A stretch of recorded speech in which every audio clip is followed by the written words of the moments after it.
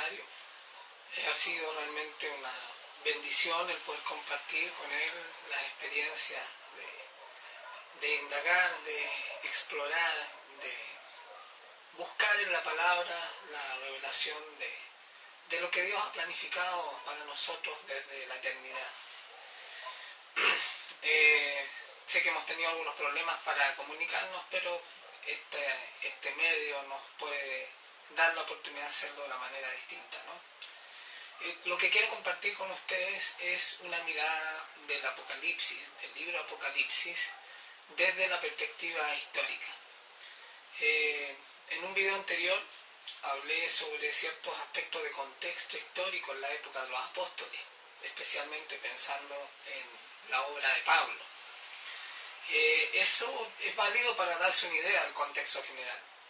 El propósito hoy día no es dar un contexto histórico o una mirada estrictamente de la disciplina de la historia del libro Apocalipsis, sino que más bien hacernos una pregunta. ¿Cuál es la mirada correcta que debiéramos tener respecto al libro de Apocalipsis desde una perspectiva de la historia como disciplina, tanto como de la historia desde la fe que profesamos? Y creo que lo segundo es lo fundamental. Pero lo primero, igual quiero abordarlo porque tengo la impresión, a partir de la experiencia como profesor, de que tenemos en general o hemos transmitido una visión de la historia que en términos del público interesado pero no dedicado específicamente a la disciplina, no da cuenta realmente de la evolución que ha tenido la disciplina de la historia y de lo que entendemos nosotros los historiadores hoy en día, o al menos una parte, las que suscribimos las propuestas que quiero compartir con ustedes respecto a lo que es historia. Me refiero a que normalmente entendemos que la historia es un conjunto de hitos, o sea, de acontecimientos que van dando cuenta de períodos y de procesos. Pero los hitos y los personajes son fundamentales. Hoy en día hay una mirada de la historia que, sin dejar de considerar eso como parte de ella, pone el énfasis en procesos de larga duración. Cuando digo hoy en día, no es un proceso breve. Esta es una transformación que ha sido llevada a cabo en el trabajo de la disciplina de la historia desde varias décadas atrás y surge con lo que se conoce como la Escuela de los Anales. Lo que quiero compartir con ustedes va a tener tres partes. La primera se va a referir a la historia, con minúscula, y hago esta precisión semántica tratando de decir que por muy elaborada que sea, o por muy elaborado que sea el conocimiento de la disciplina del historiador, para lo que nosotros queremos hoy, no tiene ningún valor si no es revisado a la luz de la fe.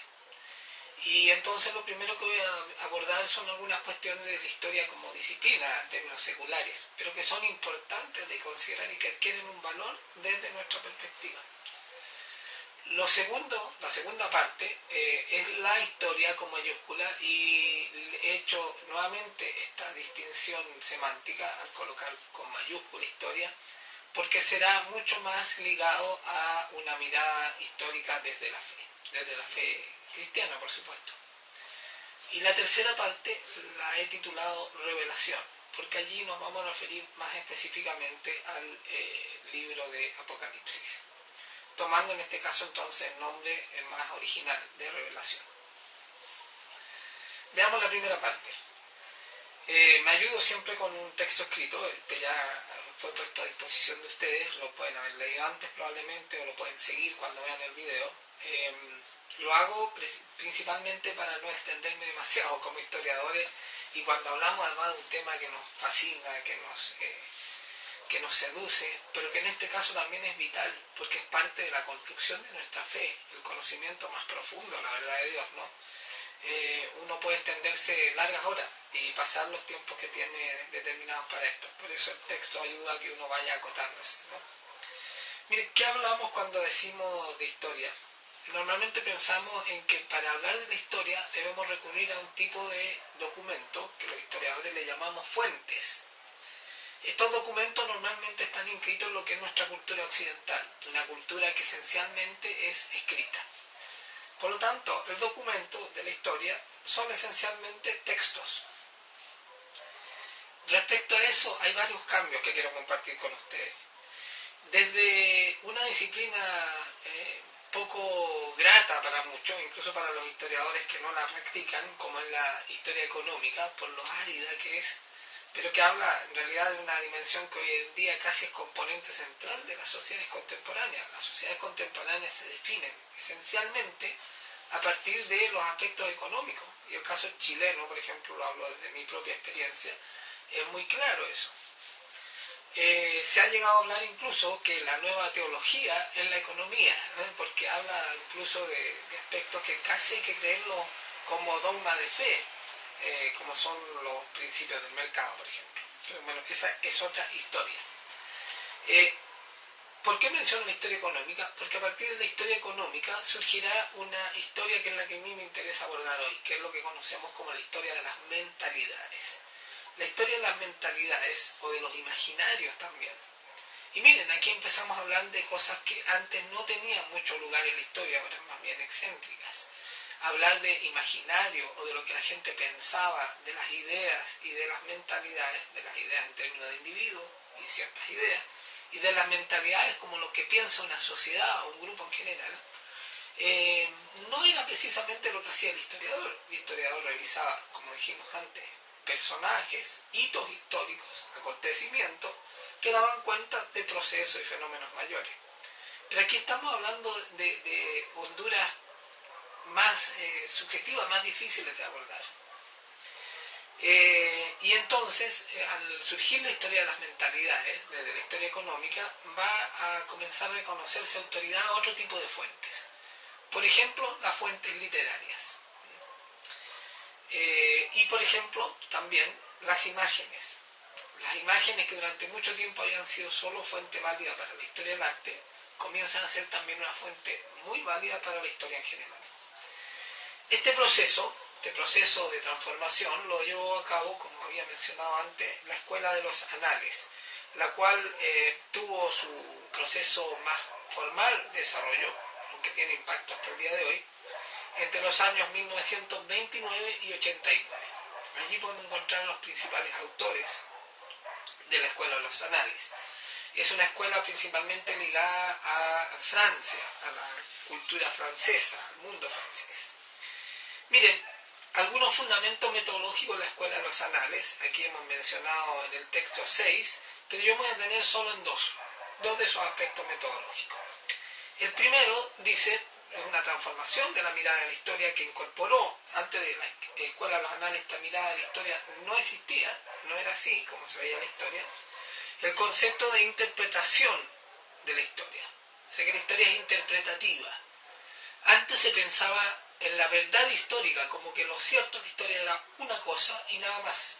Hoy día entendemos que según las interpretaciones puede haber distintas versiones de un mismo acontecimiento, de un mismo personaje, o de lo que es más propio de las historias de la mentalidad, de un proceso, de la noción sobre algo relevante para los seres humanos. Entonces, uno de esos 6 cambios que a mí me interesa ver es la historia como interpretativa. ¿Y por qué? Porque la historia se entiende a partir del desencadenamiento y choque de fuerzas contrarias. Eso no es algo nuevo.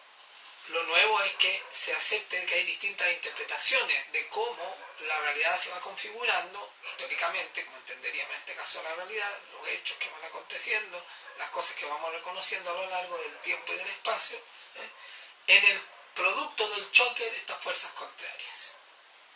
O sea, la Escuela de los Anales formuló lo que se conoce como historia-problema, un problema que hay que resolver, que resulta de ¿qué? Del choque de estas fuerzas contrarias. Yo creo que aquí hay un primer punto importante para la segunda parte que vamos a ver, que es la historia con mayúscula, y es que el choque de fuerzas contrarias para nosotros tiene nombre y apellido, por decirlo así, y es el choque entre el bien y el mal, entre Dios, encarnado históricamente en Cristo, y Satanás, gobernante del mundo, por el periodo histórico que le ha correspondido en el diseño de Dios. Esa es la lucha que encontramos aquí como opuestos. Y no podemos entender la historia desde el punto de vista cristiano como fe, no como historia del cristianismo, que es también una distinción semántica que es importante que hagamos. Podemos hacer una historia del cristianismo desde el punto de vista de la disciplina de la historia, pero nosotros queremos hacer una historia del cristianismo como paradigma de vida, como hecho de fe, como dogma de fe. Y eso es lo que contienen los textos apocalípticos. Es el choque de fuerzas. Es una de las características de los textos apocalípticos. Esto nos conecta entonces esta definición nueva y propia de la Escuela de los Anales, de la disciplina de la historia, con dos aspectos propios de la mirada que nosotros queremos ver. La lucha entre dos fuerzas, sabemos y debemos hacer la distinción que estas dos fuerzas no tienen comparación, pero en el proceso histórico de la humanidad caída se enfrentan aparentemente en una cierta equiparidad. Aparentemente, sabemos que no es así. Para quienes tenemos una fe más madura, debemos saber de que no es así. Y eso nos llevará a una mirada muy diferente de los acontecimientos históricos. Y lo segundo entonces tiene que ver con que nos abre paso al libro propio que queremos revisar, que es específico, que es el Apocalipsis. El segundo aspecto de la Escuela de los Anales, de estos 6 que quiero destacar, es que se acepte, se incorpora el uso de un lenguaje más literario. Ya no es la historia precisa, casi pura en términos de su lenguaje técnico, sino que acepta tanto como fuente a la literatura, porque dará cuenta de aspectos que no dan cuenta otro tipo de documentos, al mismo tiempo que como forma de desarrollar el texto que da cuenta de la interpretación de los fenómenos históricos que queremos abarcar. Y lo literario podríamos decir que también es el género que podríamos ubicar a muchos de los textos de la Biblia, o la Biblia completa. La podríamos, desde un punto de vista secular, clasificar como un texto literario. Por lo tanto, ahí podemos concluir, para lo que nos interesa, que esta visión cristiana de la historia, que la Escuela de los Anales nos da pie también para entender que la Biblia es una fuente histórica. Esto no es un acto de fe, es un hecho de la propio y concordante, congruente con lo que entiende hoy la disciplina de la historia. De hecho, hay un cuadro en el texto que yo les envié donde se compara a la Biblia como texto literario y fuente histórica con otros como la Ilíada o los textos filosóficos de los autores griegos. Y podemos ver cuál es la fidelidad histórica que podemos encontrar respecto de ella comparada con esos textos a los cuales no se les niega ninguna fidelidad ni autoridad como fuente histórica. Por lo tanto, esto coloca a la Biblia como una fuente histórica dentro y reconocida plenamente por la propia disciplina de la historia, ¿no? Un importante autor de la historia de la escuela, derivado, digamos, de la Escuela de los Anales, aunque él sigue su propia perspectiva, es un historiador marxista, Eric Hobsbawm, decía de que la historia no es la acumulación de acontecimientos de toda clase que ocurrieron en el pasado, sino que es la ciencia de las sociedades humanas. ¿Y qué da más cuenta de las sociedades humanas que sus ideas, y por tanto la historia de las mentalidades? Yo diría que es muy difícil rebatir esta nueva perspectiva. La verdad es que la ciencia de las sociedades humanas, si es que puede ser una ciencia, pero la indagación sobre cómo se comportan las sociedades humanas tiene más que ver con sus ideas que con sus realidades materiales. Aunque no están desconectadas unas de las otras, están relacionadas. Son un poco las que hemos descrito con anterioridad, ¿no? Pero las técnicas clásicas de la historia nos remitían a hechos de corta duración, respecto a los cuales podíamos extrapolar conclusiones de larga duración. En torno a un personaje o un acontecimiento, podíamos elaborar una teoría sobre un periodo, por ejemplo, o a un conjunto de acontecimientos sumados, íbamos construyendo una secuencia. La historia de los anales se centra en la larga duración, la muy larga duración inclusive, pues es la que se refiere no solo a procesos dentro de un periodo histórico, por ejemplo, procesos que acontecen dentro de la Edad Media, o dentro de la Edad Antigua, o la prehistoria, o la Edad Moderna, sino que da cuenta de procesos que atraviesan distintas épocas y periodos. ¿Y qué más claro que esto en la historia vista desde el punto de vista de la fe cristiana en la Biblia? Quiero remitirme aquí a una cita del Apocalipsis, ¿no? Apocalipsis 1, vamos a Apocalipsis 1, del 4 al 8. ¿Qué dice Apocalipsis 1, del 4 al 8? Juan, a las 7 iglesias que están en Asia, gracia y paz a vosotros, del que es, que era y que ha de venir, y de los 7 espíritus que están delante de su trono, y de Jesucristo, el testigo fiel, el primogénito de los muertos y soberano de los reyes de la tierra, el que nos amó y nos lavó de nuestros pecados con su sangre y nos hizo reyes y sacerdotes para Dios su Padre. A él sea gloria e imperio por los siglos de los siglos. Amén. Y he aquí que viene con las nubes, y todo ojo le verá, y lo que le traspasaron, y todos los linajes de la tierra harán lamentación por él. Sí, amén. Yo soy el alfa y la omega, principio y fin, dice el Señor, el que es y que era y que ha de venir, el Todopoderoso. Especialmente concentrémonos en lo que dice el versículo 4 y 8 en cuanto a la formulación de el que es, que era y que ha de venir. Y también en el 8 respecto a Dios mismo como el alfa y el omega. Aquí está la noción completa de larga duración. En realidad una larga duración que es mucho más amplia que la propia Escuela de los Anales interpreta para su nueva mirada sobre la historia. Pero esa precisión la haremos en la segunda parte.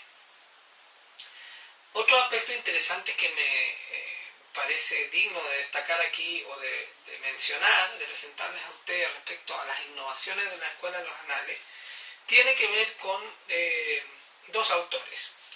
Uno es Roger Chartier, lo vamos a abordar un poco más adelante, es un francés. Él fundamentalmente lo que ha hecho es reinterpretar a la fuente fundamental y tradicional de la historia, que es el libro, y plantearnos nuevas cosas respecto al libro como fuente histórica, las cuales son muy relevantes para nuestro tema.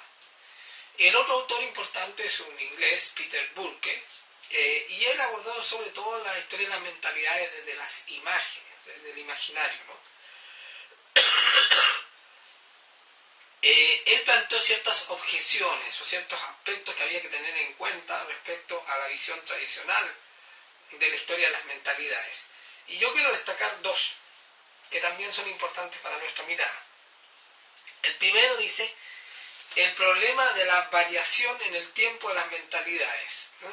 Es decir, que las mentalidades, las que se estudian desde el punto de vista de la historia, tienen que tener una cierta sostenibilidad, una cierta consistencia en el tiempo, porque si no, no dan pie para ser estudiadas desde el punto de vista histórico, son solo un hecho contemporáneo a la época coetáneo, a la época que le corresponda, ¿no?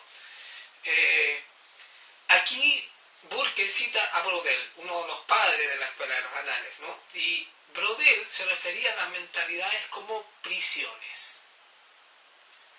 Esto me parece muy, muy importante, porque si lo leemos desde la perspectiva que hemos estado tratando de poner constantemente desde que comenzamos esta presentación de hoy, que es la perspectiva cristiana, deberemos reconocer que las mentalidades efectivamente se vuelven prisiones. El llamado constante de la Biblia es que ganemos entendimiento, pero no un entendimiento intelectual, como podría ser el de esta disciplina, sino que un entendimiento revelado. El entendimiento de lo que Dios realmente tiene como plan para nosotros. Y eso implica una transformación, una metanoia, ¿no? Una transformación de nuestro pensamiento. Esa transformación implica romper con lo que la cultura humana nos ha hecho pensar que son las cosas. Esta cultura puede ser tanto secular como religiosa. hemos visto, que uno de los principales obstáculos que tuvo Cristo fue la cultura religiosa del pueblo de Israel, del pueblo judío. Las mentalidades entonces parecen ser prisiones de las cuales requerimos ser liberados. También Burke critica que a las mentalidades se les inscribe en la visión del evolucionismo. Es decir, que las mentalidades pasarían de unas etapas simples, primitivas o rudimentarias, a unas etapas elaboradas, como lo dice también la disciplina de la antropología. La antropología clasifica las etapas del desarrollo humano desde las más rudimentarias a las elaboradas, otorgándole indicadores de qué nos diría que estamos en una u otra de estas etapas. Pero la verdad es que la historia del hombre, vista en perspectiva de Dios, de la verdad de Dios, del diseño de Dios, del plan de Dios, incluso histórico, no es precisamente una evolución entendida como tal, como lo he descrito recién. Por lo tanto, la crítica de Burke a la historia de las mentalidades como inscrita en el evolucionismo también es válida para nosotros, ¿no? Otra de las críticas que hace Burke, ya en un punto intermedio entre la historia tradicional y lo que después será la historia de las mentalidades, que es la historia de la cultura, es que las mentalidades se relacionan muchas veces con la noción de tradición, la noción tradicional de tradición, dice de hecho Burke, para reforzar la noción del concepto, y la tradición él la relaciona con la historia de las religiones. Nuevamente aquí tenemos una alusión a lo que es el territorio propio que queremos indagar, ¿no? El de la fe, en este caso. Pero cuando la fe se convierte en mero conocimiento religioso, es algo desnaturalizado respecto a lo que debiera ser, ¿no? Yo quiero que vayamos aquí a Apocalipsis 2, del 1 al 7. En Apocalipsis 2, del 1 al 7, dice: el mensaje a las 7 iglesias, el mensaje a Éfeso. Éfeso es el ejemplo de la iglesia que lo hace todo bien. Todo lo hace bien. Hasta el versículo 6, no, hasta el versículo, 5, 4, 3, perdón. Hasta el versículo 3, la descripción que se hace de la iglesia de Éfeso es una iglesia perfecta. Todos diríamos, esa es mi iglesia, esa es la iglesia en la que yo estoy, o en la que quiero estar. Pero el versículo 4 nos dice: pero tengo contra ti que has dejado tu primer amor. Y el 5, recuerda por tanto de dónde has caído y arrepiéntete. Arrepentimiento, metanoia, cambio de mentalidad y de pensamiento, de cómo veo las cosas.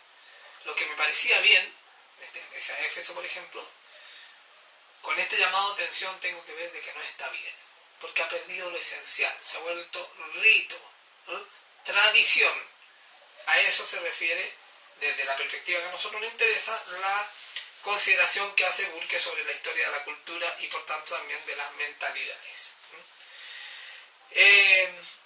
Las variaciones culturales, en general, obligan y permiten, decía el texto que les entregué, una hermenéutica, o sea, una indagación profunda de los textos. Ahora entendemos que textos son más amplios que antes como fuente histórica, de los relatos que dan cuenta de las distintas culturas por las cuales pasan unas ideas y mentalidades. Las mentalidades no solo están inscritas dentro de una cultura, a veces también relacionan varias culturas. En el video anterior, del contexto histórico de los apóstoles y de Pablo, hablábamos de que había 3 culturas allí actuando. La cultura de Israel, centrada en el idioma hebreo, o fundada como pilar en el idioma hebreo, la cultura griega, en el idioma griego. De hecho, en esa época, hasta el Antiguo Testamento ya había sido traducido al griego esencialmente, y pocos lo conocían y lo utilizaban en hebreo. El conocimiento más general era en griego. De hecho, todo el Nuevo Testamento está escrito en griego originalmente, que se conoce como el Textus Receptus, y en latín, que era la lengua del mundo de la cultura romana.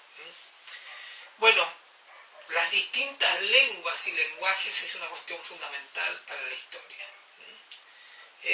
Quiero que vayamos acá a Génesis 12.1. Veamos qué dice Génesis 12.1.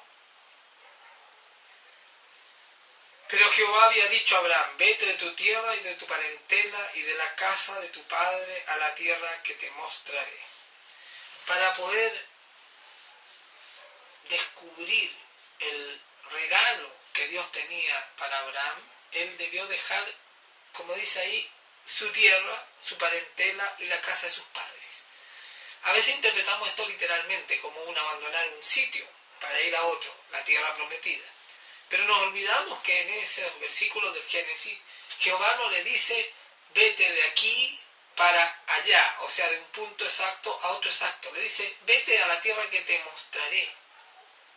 Solo le dice, vete. Entonces esto significa que es un llamado a romper, pero romper con un territorio. No, a romper con una cultura que está instalada en un territorio. Eso es de algún modo la historia de la cultura y de las mentalidades. O sea, cómo entendemos el mundo y los distintos fenómenos de lo humano a partir de que vivimos y existimos en un lugar y un tiempo. Dios, Jehová, llamó a Abraham a romper con ese lugar y ese tiempo para entender las cosas de otra manera. Eso es lo que está allí en Génesis. Y eso se expresa, la cultura del tiempo y del lugar se expresa a través del lenguaje. Ya vamos a ver cuál es la importancia de esto para la revisión específica que queremos hacer, ¿no? Bueno, Chartier aportó a la historia un importante aspecto respecto al libro. Ya no solo preocuparnos del texto, el contenido del texto de un libro como fuente histórica, sino que también preocuparnos de otras cosas. Y por ejemplo, él apuntó a un aspecto a veces poco explorado, que son las traducciones. Y las traducciones no es algo menor, es un aspecto fundamental cuando hemos de revisar la fidelidad de una fuente histórica. Esto vale plenamente para nosotros en relación a las distintas versiones de la Biblia. Tenemos que tener muy claro cuál es la utilidad y la dificultad que nos plantean las distintas versiones que hoy día tenemos disponibles. Hoy día acceder a la Biblia no es un problema, en el sentido antiguo al menos, de que no podíamos acceder al texto en un idioma que nosotros pudiésemos entender. Hoy día es al revés. A veces el problema es que tenemos mucha diversidad de versiones y algunas, especialmente las del lenguaje actual o lenguaje vivo o nombres diversos que se le coloca para traducir a un lenguaje que sea entendible en lo contemporáneo, nos hacen correr el riesgo de perder ciertos significados esenciales. Por ejemplo, en dos videos que están en YouTube de Yatensi Bonilla, con quien tuvieron una sesión anterior, se aborda el tema del 666 y también el de la salvación. Con estos versículos tan recurridos de Señor, no todo el que me dice Señor, Señor, en realidad está a salvo. Porque yo le diré, yo jamás te conocí. Y allí vemos la importancia de la traducción, cuando debemos ir a la fuente original y ver el texto en el idioma en que fue escrito para entender el sentido de ciertas palabras. Por lo tanto, las traducciones no son cosa menor como fuente histórica, para entender realmente las mentalidades. Y en este caso vale tanto para una mirada secular como para una mirada desde el punto de vista de la fe. Chartier planteaba varias preguntas, cuatro, pero yo voy a tomar solo tres. ¿Cómo se traduce? Y esto nos hace preguntarnos qué tan buena es la versión de la Biblia que yo tengo, en términos de qué tan fiel respecto a los textos más antiguos, que darían cuenta de la revelación más próxima a quien Dios le reveló ese texto. Segundo, la composición. Esto podríamos traducirlo a la Biblia como el canon. Quizás la diferencia más notable aquí sea el canon reconocido por la Biblia católica y el canon reconocido por las Biblias protestantes. Aunque también tenemos como canon lo que son las Biblias de algunas sectas, por ejemplo los Testigos de Jehová, donde la composición del texto de los distintos libros ya varía, y eso no es un tema menor. Y finalmente, ¿quién lee? En este caso tiene que ver mucho con el acceso a la Biblia.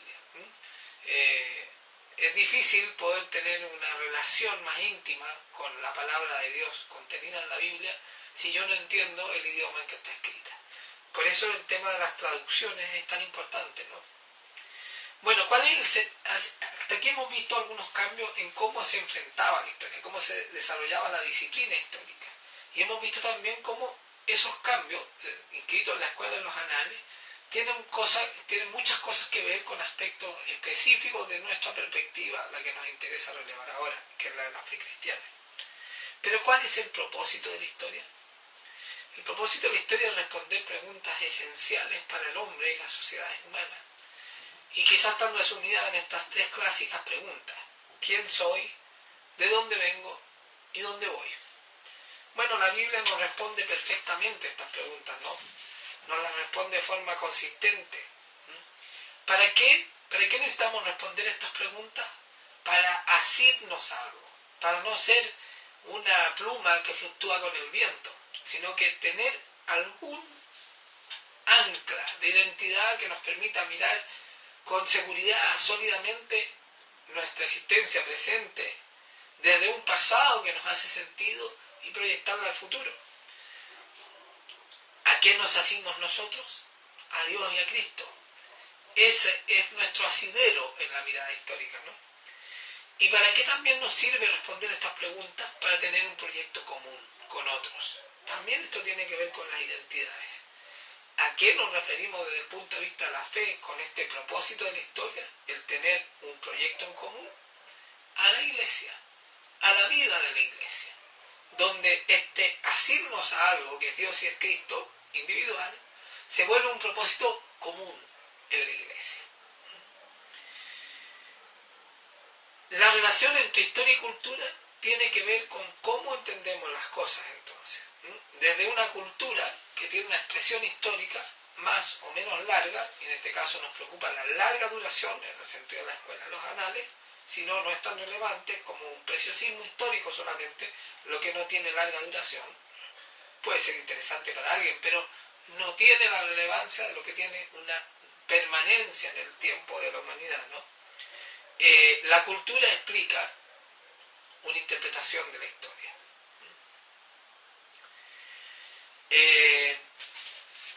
Con esto yo termino entonces lo que era la primera parte de la historia.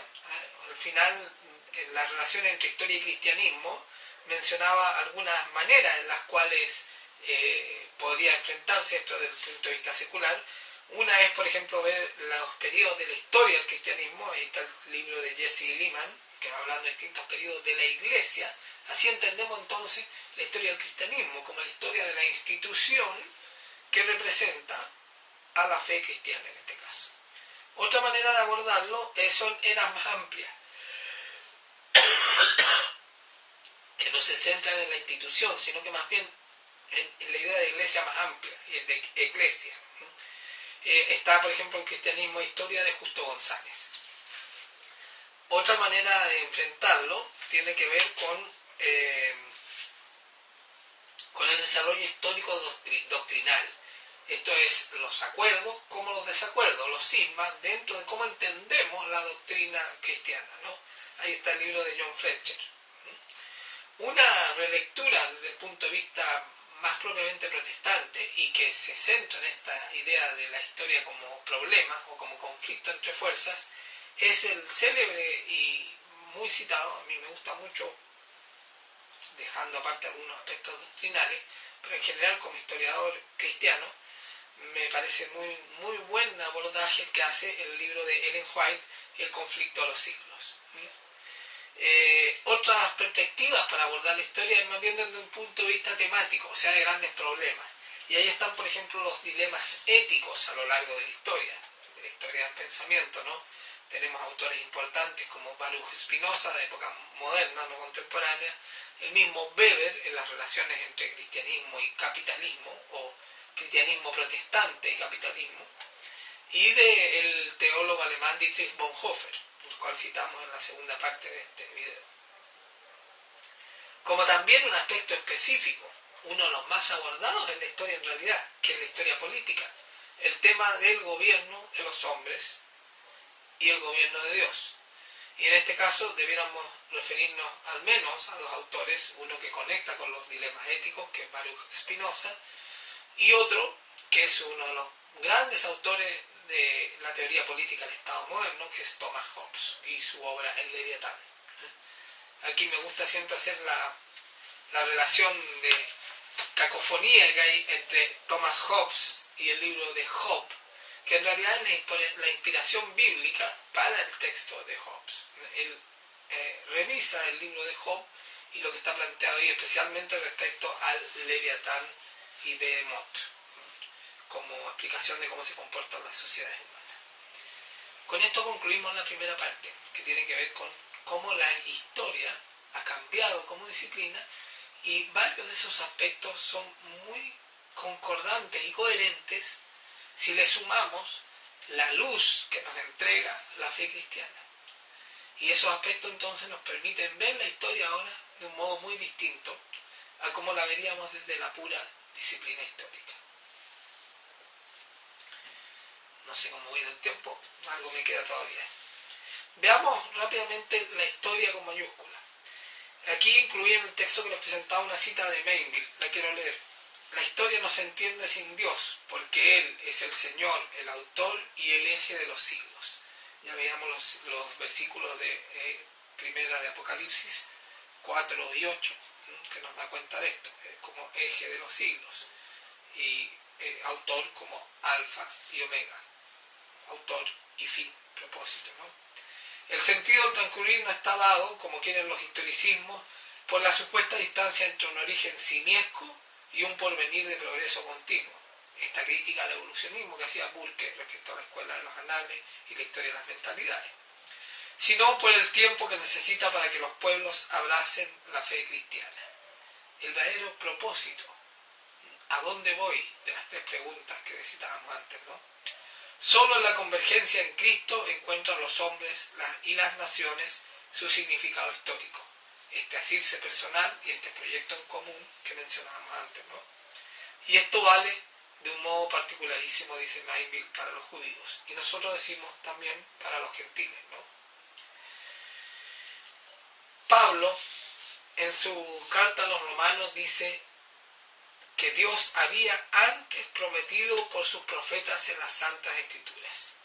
Y aquí tenemos que entender entonces que la historia en perspectiva cristiana no distingue en términos absolutos entre un ayer, un hoy y un mañana. La profecía es eso, ¿no? Es un adelantamiento de algo futuro. Es una visión de algo que ocurrirá. Que hoy día sabemos que no es especulación, sino que es certeza, porque la profecía es revelada por Dios, quien conoce todos los tiempos. En la historia, desde un punto de vista cristiano, la separación entre pasado, presente y futuro no es más que una simplificación para que podamos entenderlo en nuestra perspectiva vana, en nuestra perspectiva perecedera de la historia personal o incluso de toda la humanidad o de una nación. Desde este punto de vista, lo que dice Pablo al comenzar el libro de Romanos, lo que Dios antes había prometido por sus profetas, nos da cuenta de esta visión exacta que tenía Pablo de la historia, como íntimamente encadenada, como un continuo, la larga duración de la escuela de los anales. Forsyth dice, citado por Yancey, el Evangelio se refiere con mayor extensión y profundidad no al mundo o sus problemas sociales, sino a la eternidad y sus obligaciones sociales.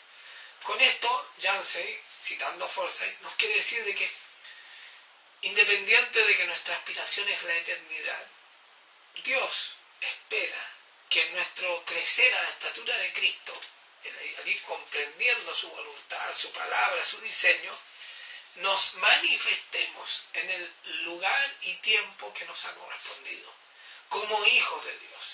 Eso dice Romanos 8, ¿no? Del 19 al 21, que la creación toda anhela que nos manifestemos como hijos de Dios.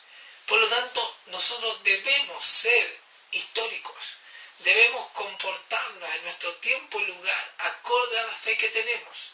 Y entonces, tiene sentido que hagamos una revisión histórica, ¿no? pero desde esta clave muy propia del cristianismo. El tiempo en ese sentido, como gran eje de la historia, para nosotros es una variable vana. El tiempo es fútil. Como dice el Eclesiastés, no importa lo que haga durante todo el día, eso no tiene ningún valor.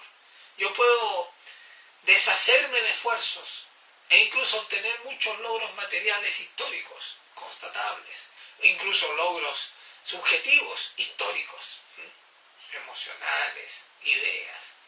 Pero la verdad es que nuestro tiempo es vano. Por lo tanto, tenemos que asignarle ese valor. El tiempo humano es pequeñísimo comparado con la larga duración del tiempo de Dios.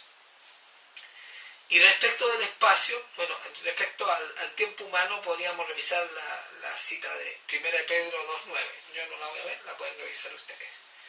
En cuanto al espacio, ya dijimos antes, ¿no? Génesis 12.1, la noción verdadera del espacio.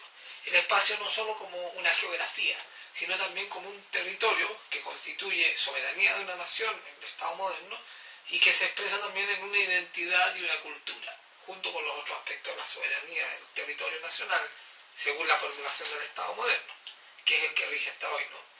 También podemos ver la cita de 2 Corintios 5.20, ¿no? Se las dejo remitidas, yo no la voy a revisar. El tiempo, entonces, debemos entender de que hay un tiempo humano, que es vano, y hay un tiempo kairos, que es el tiempo de Dios. Y ambos tiempos dialogan. Cuando Dios, por su gracia, toca a alguien, como Abraham, lo saca de su tiempo cultural e histórico y lo hace ver y vivir algo que no corresponde a su época. Por eso a Abraham le fue concedido por fe, en la época de la ley, no de la fe, antes de Cristo, históricamente hablando, la clasificación AC-DC, como también bíblicamente hablando, antes de que Cristo se hiciera histórico. No, sabemos que no con el hecho de hacerse histórico Él comienza a ser, porque Él es eterno, ¿no? Pero sí debemos hacer esta distinción, Él se hace histórico. Y a Abraham le toca una época histórica de la fe cristiana en la cual la ley era lo que primaba, pero a Él le es concedido por el tiempo de Dios que Él pueda ver lo que aún no tiene lugar en la historia del hombre. Miren qué hermoso, ahí dialogan esos dos tiempos, ¿no? El tiempo histórico del hombre y el tiempo kairos de Dios. Hay dos teólogos que utilizo en un video anterior, que lo pueden revisar también, ahí Marco les puede dar la dirección donde ubicarlo en YouTube, que daba el contexto histórico a la época de Pablo y los apóstoles, que son Karl Barth y Dietrich Bonhoeffer. Barth, en el comentario al libro de Romanos, tiene un capítulo que se titula La voz de la historia, y él allí elabora 4 aspectos que ve respecto a esta voz de la historia. Él dice que un aspecto es que la fe es un milagro, el segundo es que la fe es comienzo, el tercero que la fe es creación, y el cuarto, la utilidad de la historia. Muy brevemente algunas cosas respecto a esto. La fe es un milagro. ¿A qué se refiere Barth con esto? Y aquí cita a los versículos 3:31. Romanos 3:31. ¿Qué ocurre con la fe es un milagro? La resurrección de Cristo, que ya sabemos que es un hecho histórico, es cosa leer el libro de Morrison, quien movió la piedra. Él quería probar que la resurrección era falsa y terminó probando que era verdadera. En la introducción de su libro dice, este es el libro que se negó a ser escrito. Claro, se negó a ser escrito con su propósito original, fue escrito con el propósito que Dios tenía para Morrison. La resurrección coloca a la fe al lado de la ley. Y eso tiene una importancia histórica, porque Cristo reúne los distintos tiempos en la eternidad del tiempo, en la larga duración del tiempo. Y eso lo hace históricamente con ese hecho notable, ese acontecimiento, si queremos volver a la antigua noción de la historia, que es la resurrección. Y lo segundo que hace es que también lo reúne desde el punto de vista de la clasificación histórica, o sea, la preexistencia histórica de Cristo está declarada en todo el Antiguo Testamento. Y Él lo que hace con su existencia histórica es solo hacerla visible. Visible. Él hace visible lo que es de Dios con su existencia histórica. Aquí la importancia respecto a esa transformación metodológica que decía antes, de Burke. Chartier transforma la noción del libro como fuente histórica. Burke incorpora a la imagen como fuente histórica. Porque mucho lo conocemos y lo entendemos a través de la imagen más que del texto. Y aquí queda claro, ¿no?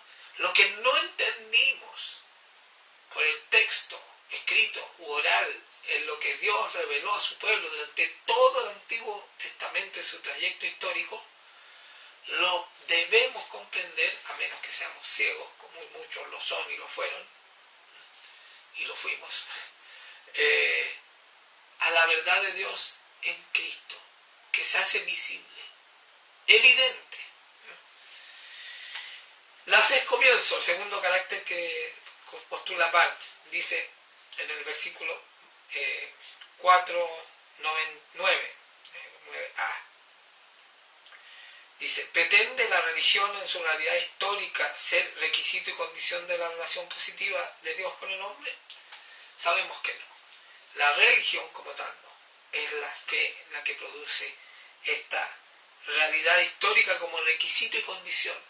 Y de hecho, eso es lo que se le concedió a Abraham. Y es lo que nos llama Cristo. Y bueno, ¿para qué decir cómo lo resume magistralmente por la revelación divina Pablo en la carta a los Hebreos? Ahí está hablando a la gente del antiguo pacto como a la del nuevo pacto.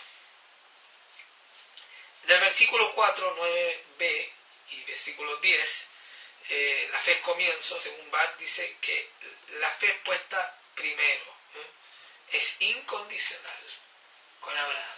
Sin fe no hay realidad histórica, no hay manifestación histórica. Miren, qué tremenda revelación esta, ¿no? Para que nosotros podamos manifestarnos históricamente en lo concreto con nuestros hermanos, en nuestra propia vida, lo esencial es la fe. No hay comienzo de la historia en el diseño de Dios sin fe. La otra historia es historia humana, vana, que está sujeta a muerte y caducidad. Pero nuestra historia se funda desde la fe. La fe es creación, dice, y ahí habla del verdadero hombre y la humanidad verdadera. Bueno, nosotros sabemos que ese verdadero hombre y esa humanidad verdadera es la que se funda en la fe, ¿no? Por eso la fe crea a la humanidad. No es la evolución, no es otra la forma en que se crea el hombre y la humanidad, es a partir de la fe, como el verdadero Cristo, ¿no? Verdadero Dios y verdadero hombre. También habla aquí del testimonio como manifestación de esa creación, como testimonio ante la irreverencia y la insumisión a lo que es el plan de Dios. Ahí podríamos ir a Apocalipsis 19:10. Veamos qué nos dice Apocalipsis 19:10. Apocalipsis 19:10 dice, yo me postré a sus pies para adorarle, y él me dijo, mira, no lo hagas, yo soy consiervo tuyo y de tus hermanos que retienen el testimonio de Jesús. Adora a Dios porque el testimonio de Jesús es el espíritu de profecía. En Apocalipsis nos queda perfectamente claro el sentido del testimonio. Cristo es testimonio de Dios y nosotros debemos ser testimonio de Cristo. Cristo se hace historia y así nos hace visible el testimonio de Dios, reconocible, aprehendible, replicable en nosotros. Y nuestro testimonio debe manifestarse históricamente. La utilidad de la historia, según Barth, es darnos una luz superior, versículo 4:17b de Romanos. No ver solo lo que vemos en nuestra visión y entendimiento limitado, vemos tan solo así, oscuro, velado. Con Cristo se nos devela todo, se quita el velo. Es el versículo 4:18 de Romanos. Y la voluntad o la decisión en esta metanoia, esta transformación del entendimiento, de estrangular la razón, dice Barth. Versículo 4:20 de Romanos. Estrangular la razón.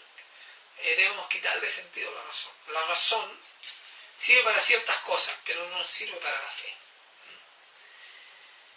El pasado puede hablar al presente, también dice Barth. Esa es la utilidad de la historia. Siempre ha sido esa. Pero con estas innovaciones que hemos hablado en la escuela de los anales y los aspectos específicos nos sirven para la perspectiva cristiana, con mayor razón el pasado habla al presente y desde allí al futuro, ¿no?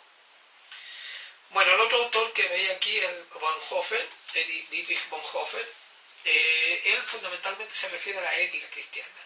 Y la ética cristiana no es la moralidad cristiana.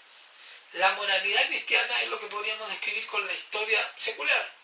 Es cómo se comportan los cristianos, cuál es su cultura. El territorio que abandonó Abraham era su moral. La moral de Abraham era la del territorio que Dios le dice que abandone. La ética es el principio superior que debiera guiar nuestra moral. Nuestra ética es el carácter de Cristo. Cuánto el carácter de Cristo se expresa en nuestra moralidad será la fórmula exacta en la cual se vaya constituyendo en nuestra propia existencia, en un tiempo y un lugar, existencia histórica, la ética cristiana en nosotros. Y allí Bonhoeffer distingue 4 aspectos importantes. En la primera redacción al menos de su ética. El primer aspecto es que la fe cristiana nos habla de una situación. Uno lo deja de la historia del territorio, el lugar. Bueno, la fe cristiana nos habla de una situación, de una posición. Pero esta posición no es geográfica. Esta es la posición que nosotros podríamos denominar mucho más claramente como propiciación. ¿Cuál es la posición histórica del hombre? Estar de espaldas a Dios.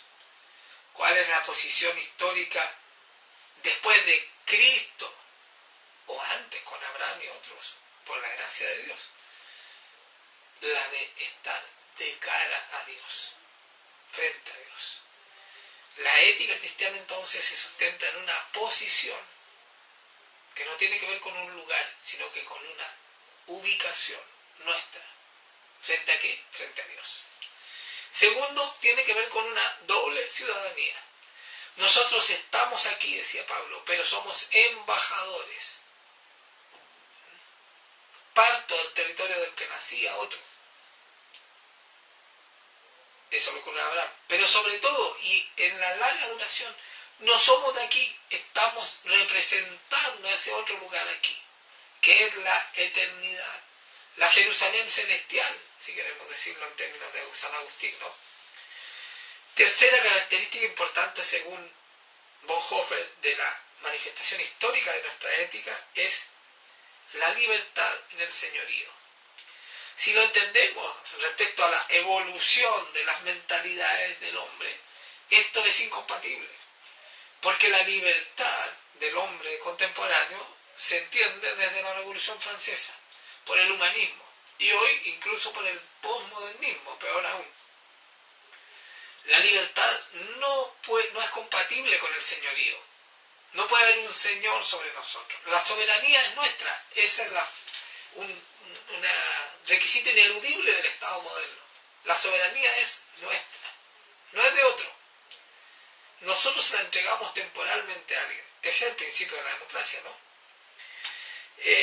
Bueno, y en la dictadura del proletariado, para buscar otro esquema también es ese. Igual la soberanía radica abajo, pero es entregada a otro para que la ejerza. En cambio, la fe cristiana nos dice que la libertad está en el señorío de Cristo y de Dios. Si no lo entendemos así, entendemos mal la historia, ¿no? Desde el punto de vista cristiano. Y finalmente, obviamente, la ética cristiana se funda en el carácter de Cristo. El carácter de Cristo, si queremos verlo reflejado simple, aunque difícil de lograr, resumidamente, más que simplemente, está ahí en Gálatas 5, ¿no? Los frutos del Espíritu. Esos 9 aspectos tan sencillos, pero tan difíciles de lograr. En la segunda redacción refuerza algo que ya nos había dicho Barth, la noción de verdadero Dios y verdadero hombre que se expresa en Cristo y el reflejo del plan de Dios para nosotros, ¿no? de nuestra naturaleza carnal, corporal y emocional, de alma y de cuerpo, pero también nuestra naturaleza esencialmente espiritual. Vuelve a referir lo de la ética en su segunda redacción, Bonhoeffer, y nos habla de los frutos y voluntad de Dios, cómo se encarna entonces esto de la ética. Yo allí cerraba, y con esto cierro la segunda parte, que es la historia con mayúscula, con unos versículos del libro de Job. Cuando Job en 10:4-5 le dice a Dios: ¿tienes tú acaso ojos de carne? ¿Ves tú como el hombre? ¿Son tus días como los días del hombre? ¿O tus años como los tiempos humanos? Tú no puedes entender nuestra historia, Señor, le dice en el fondo Job, porque tú no vives esto, tú estás en un tiempo eterno, nosotros tenemos el tiempo vano, producto de nuestra caída, ¿no? La caída en pecado. Pero, aunque el libro de Job no es un libro profético mesiánico, sí podríamos entender estos versículos como tales. Pues Dios dio una respuesta estruendosa, diría yo, irrefutable, en la venida de Cristo. Dios se hizo carne, se hizo hombre. ¿Acaso tienes ojos de carne? Los tuvo. ¿Acaso ves tú como el hombre? Vio. ¿Son tus días como los días del hombre? Fueron. ¿O tus años como los tiempos humanos? Fueron. ¿En quién? En Cristo. O como dice Juan en su Evangelio 1:14, y aquel verbo fue hecho carne y habitó entre nosotros, y vimos su gloria, gloria como del unigénito del Padre, lleno de gracia y de verdad. Unigénito, su único Hijo. Pero por fe comienza la historia. Si yo creo que Cristo vino para volver a hacerme hijo de Dios y cambiarme de la posición de darle la espalda a la de mirarle de frente, ocurre lo que relatan todos los evangelios, que Cristo pasa de unigénito a primogénito. Si yo lo recibo por fe, en esta tercera parte y final abordaremos la revelación, ya específicamente con el apelativo exacto, digamos, del término. Apocalipsis significa revelación. Por eso algunas Biblias lo titulan así, aunque la mayoría ha optado por titularlo Apocalipsis, lo cual puede ser un poco confuso, ¿no? ¿Por qué confuso? Porque la verdad es que el género apocalíptico lo podemos encontrar también en otros libros de la Biblia. En el texto que les envié aparecen allí mencionados los del Antiguo Testamento, como Isaías, Ezequiel y otros. Y también hay adelantos del Apocalipsis como revelación de los últimos tiempos en los Evangelios, ¿no? También está indicado allí en el texto. Por lo tanto, podría prestarse para confusión desde ese punto de vista. Desde otro punto de vista también se puede prestar para confusión, porque concuerdo con lo que indican algunos autores respecto a que más bien cabría clasificarlo como un texto profético apocalíptico.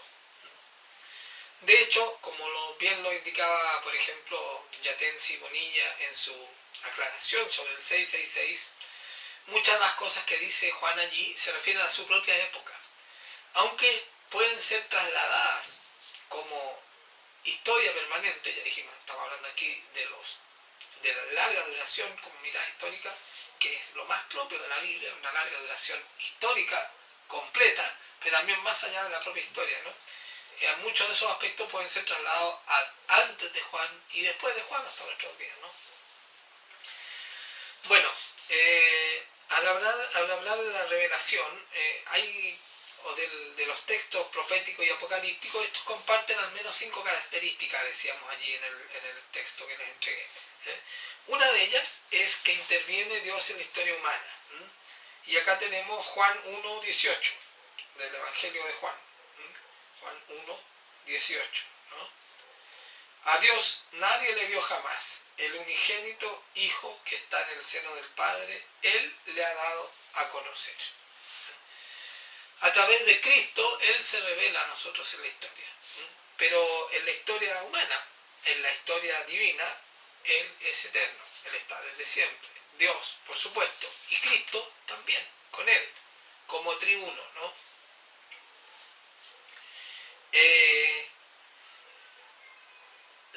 El Apocalipsis, por lo tanto, no es una revelación solo del futuro, también lo es. Nos revela el fin del plan histórico de Dios. ¿Cuándo terminaría este plan histórico de Dios? Con los 1000 años del gobierno de Cristo en la tierra y con todos los acontecimientos que están allí descritos, ¿no?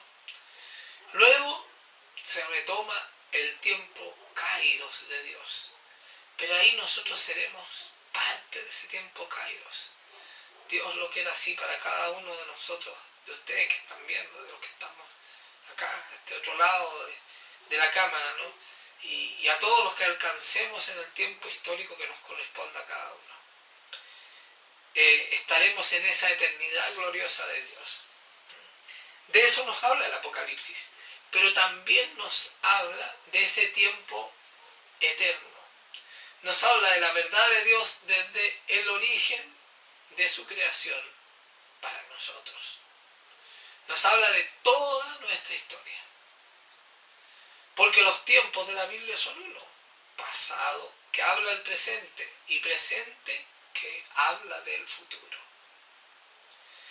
¿Cómo se manifiesta esto? En el carácter de Cristo. Ese es el cambio esencial, la metanoia.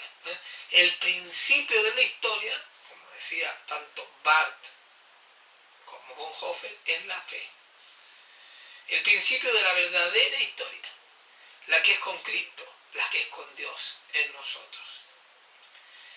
De eso nos habla el Apocalipsis. Nos habla de un futuro, de un final histórico y de un comienzo eterno, o de un recomienzo eterno.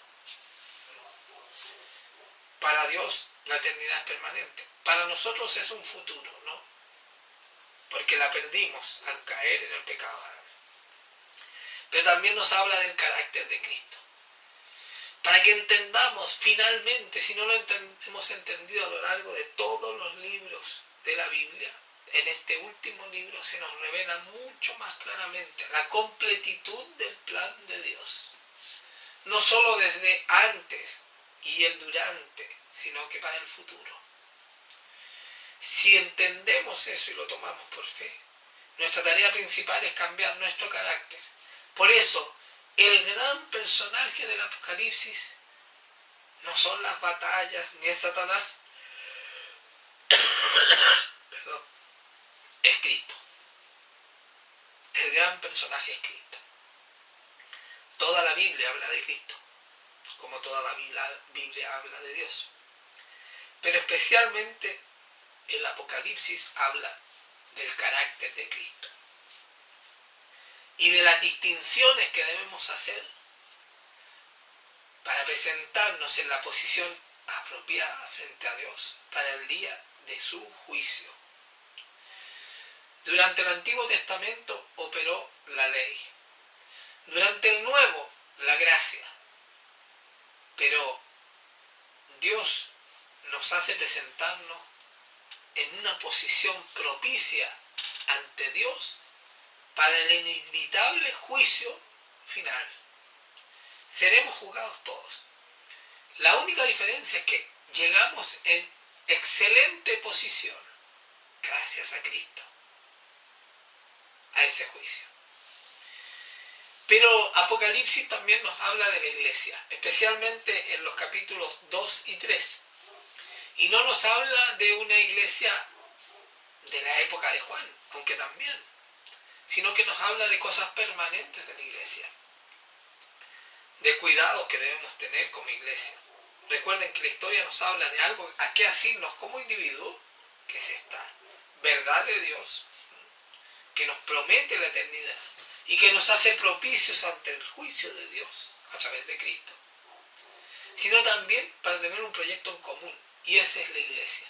Por eso estos 7 mensajes a las 7 iglesias en el Apocalipsis. Por tanto, desde el punto de vista histórico, el Apocalipsis nos es útil para entender el pasado que le habla al presente, y del presente mirar al futuro, que también le habla el futuro al presente, ¿no? En clave de la eternidad, de Cristo y de la Iglesia. Quisiera ir a Primera de Juan 3, del 1 al 2. Primera de Juan 3, del 1 al 2. Allí dice: mirad cuál amor nos ha dado el Padre para que seamos llamados hijos de Dios. Por esto el mundo no nos conoce, porque no le conoció a Él. Amados, ahora somos hijos de Dios, y aún no se ha manifestado lo que hemos de ser. Pero sabemos que cuando Él se manifieste, seremos semejantes a Él, porque le veremos tal como Él es. ¿Le hemos podido ver? Bueno, quienes caminaron con Él le pudieron ver. Quienes le negaron también le pudieron ver. Pero son estos del mundo que no le reconocieron ya. Nosotros le podemos ver en fe. Y le podremos ver si cumplimos con lo que nos guía la Biblia y el Apocalipsis en particular para esos tiempos finales. Le podremos ver. Y entonces no solo sabremos, sino que reconoceremos que somos hijos de Dios. Ya no solo seremos propicios y herederos, sino que estaremos en plenitud. Y como dice aquí en Primera de Juan, aún no se ha manifestado lo que hemos de ser, pero sabemos que cuando Él se manifieste, seremos semejantes a Él. Todavía no podemos ver la completitud de eso que Dios tiene planificado para nosotros, ¿no? De su realización histórica en el milenio y de su realización eterna en la eternidad. Cerraba yo entonces con Romanos para que podamos entender también esto que nos plantea el Apocalipsis, ¿no? El Apocalipsis nos plantea nuestra condición sabiendo cómo va a ser el final de esta historia humana, la historia secular, pero no de la historia con mayúscula, la historia de Dios, la del tiempo kairos y del lugar que no es un territorio, sino que es una posición frente a Él y no de espaldas a Él. ¿Qué es lo que debemos hacer? Tomar esto que Pablo nos destaca en Romanos 8, 18 al 21, que es la manifestación de los hijos de Dios. ¿Qué significa la manifestación de los hijos de Dios? Dice, podemos resumirlo en 5 aspectos. Primero, la manifestación de los hijos de Dios es un anhelo continuo. La creación toda anhela la manifestación de los hijos de Dios, dice Pablo. Este anhelo es continuo desde que somos creados hasta que somos juzgados. Ese es el tiempo histórico en el cual la creación, como historia, anhela que nos manifestemos como hijos de Dios. De eso tenemos que dar cuenta en el juicio, ¿no? Primera consecuencia histórica de este anhelo, de esta manifestación histórica nuestra como hijos de Dios. Segundo, somos sujetos a vanidad.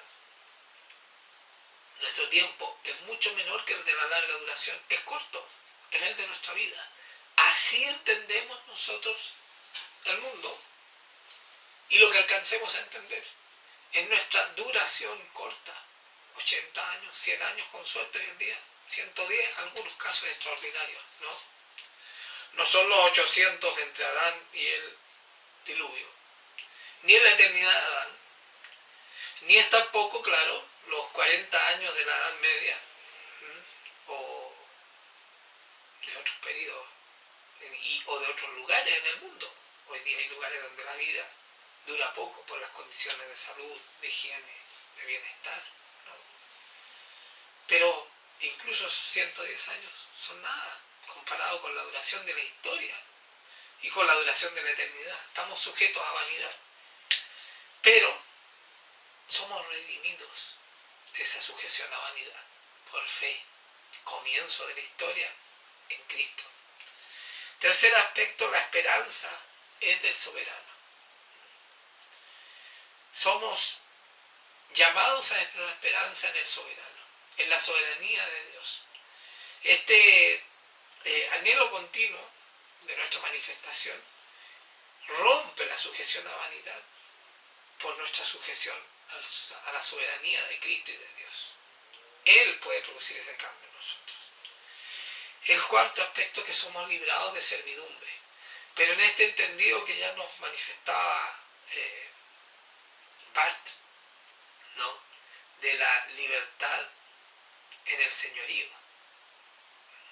Somos librados de la servidumbre del mundo, de la vanidad del mundo, como algo que se acaba, que se agota. Y somos librados del señorío a la voluntad de Dios, que es eterna. Y como decía Primera de Juan, estaremos allí, de una manera que nos manifestaremos, que hoy no conocemos, pero que la podremos reconocer en el mismo Cristo, ¿no? Y finalmente, llamados a la libertad gloriosa de los hijos de Dios. Cuando no solo seamos herederos, que es lo que somos hoy, herederos, que vamos como cobrando poco a poco la herencia, ¿no? Haciéndola efectiva en nosotros, en la medida que el carácter de Cristo se hace fruto en nosotros, los frutos del Espíritu, ¿no? En la medida que eso ocurre, vamos ganando parte de esa herencia, pero la herencia plena la recibiremos con la consumación que está allí en el juicio final. A esto somos llamados, ¿no? Esta es la manifestación. Cristo es la luz que da sentido a la historia. Y esto está más que claro en Apocalipsis. Miren, es la luz visible, ¿no? Vamos a Apocalipsis 1:7. Apocalipsis 1:7. Dice: he aquí que viene con las nubes, y todo ojo le verá, y los que le traspasaron, y todos los linajes de la tierra harán lamentación por él. Sí, amén. Todo ojo le verá. Él fue y será visible. Por fe nosotros lo vemos. Él es la luz que nos permite entender nuestra existencia histórica. También está en Apocalipsis 14:14, la misma manifestación visible, ¿no? Pero también Él es invisible. Él obra de forma invisible. Vamos a Apocalipsis 3:3.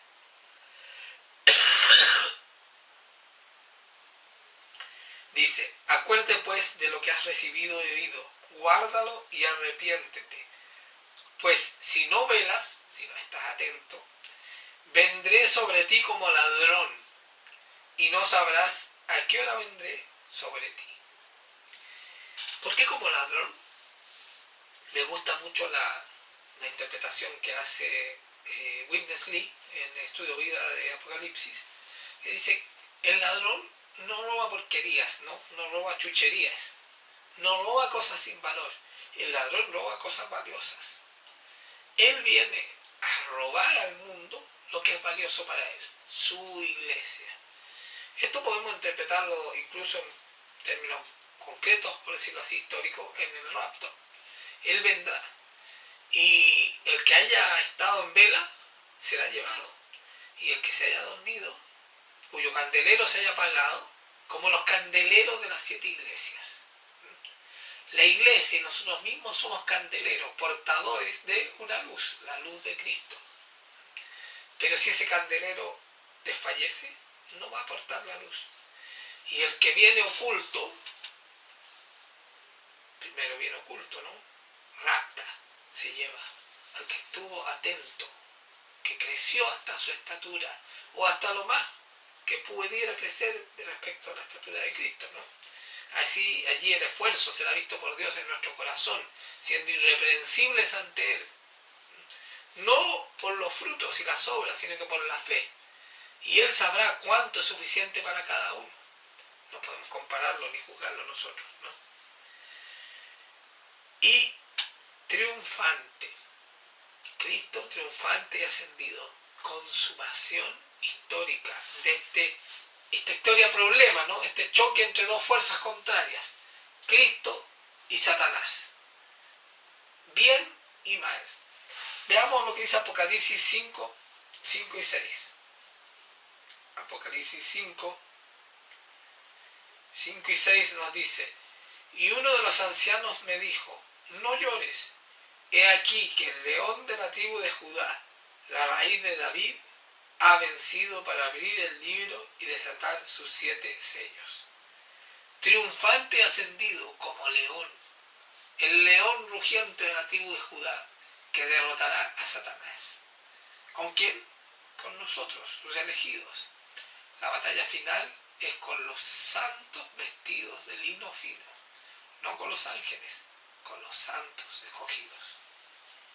Y el versículo 6 dice: y miré y vi que en medio del trono y de los 4 seres vivientes y en medio de los ancianos estaba en pie un cordero como inmolado, que tiene 7 cuernos y 7 ojos, los cuales son los 7 espíritus de Dios enviados por toda la tierra.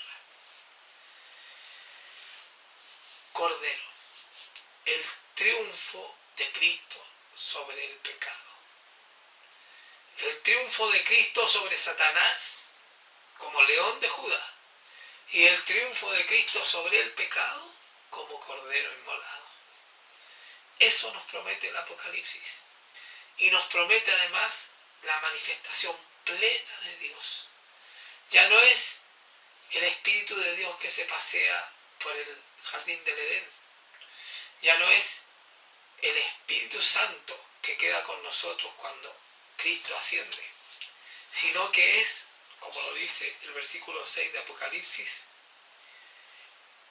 7 cuernos y 7 ojos, los cuales son los 7 espíritus de Dios enviados por toda la tierra.